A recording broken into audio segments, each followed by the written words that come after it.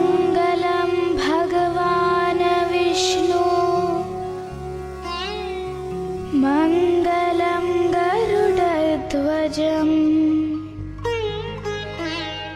मङ्गलं पुण्डरीकाक्षम् मङ्गलाय तनोहरि।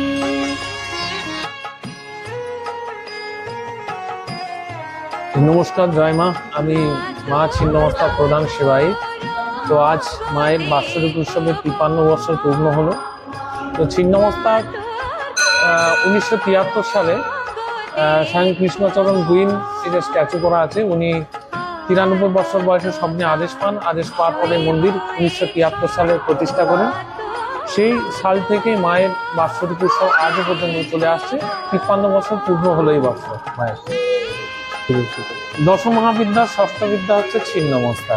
কালী, তারা, সরস্বতী, ভৈরবী, ভুবনেশ্বরী, ছিন্নমস্তা। ছিন্নমস্তা হচ্ছে দশ মহাবিদ্যার ষষ্ঠ বিদ্যা। মা দুর্গার যে 10টা রূপ, তার মধ্যে ষষ্ঠ বিদ্যা ছিন্নমস্তা। আচ্ছা, যারা এখনো মন্দিরে আসেননি তাদের উদ্দেশ্যে আপনি কি বলবেন? তাদের উদ্দেশ্যে একটা কথাই বলবো, ছিন্নমস্তা 64 যোগিনীর এক যোগিনী। মা অল্পেই সন্তুষ্ট। মায়ের কাছে এসে শুধু পুজো দেওয়া নয়, যে মায়ের রূপের যে ব্যাখ্যা, সে ব্যাখ্যাকে নিজের জ্ঞান অর্জন করুন মায়ের রূপ নিয়ে। কারণ এই রূপে শুধু আমরা পুজো দিলাম চলে গেলাম, এটা কিন্তু নয়। ছিন্নমস্তার ফিলোসফি অনেক অদ্ভুত। তো এই ফিলোসফিকে আমাদেরকে জানতে হবে। কারণ যদি বলা যায় যে পায়ের নিচে দেখুন পুরুষ আর প্রকৃতি রয়েছে, সৃষ্টিকে মা পায়ের তল রেখে কন্ট্রোল করছেন। আবার সৃষ্টি ক্রিয়েট হওয়ার জন্য 3টে গুণ প্রয়োজন ছিল, সত্য, রজতম, এরা আতুঙ্গলা সুষম। অর্থাৎ নতুন প্রজন্মের জন্য একটা কথাই বলবো, যে মায়ের কাছে আসুন এবং নিজের কর্ম করুন।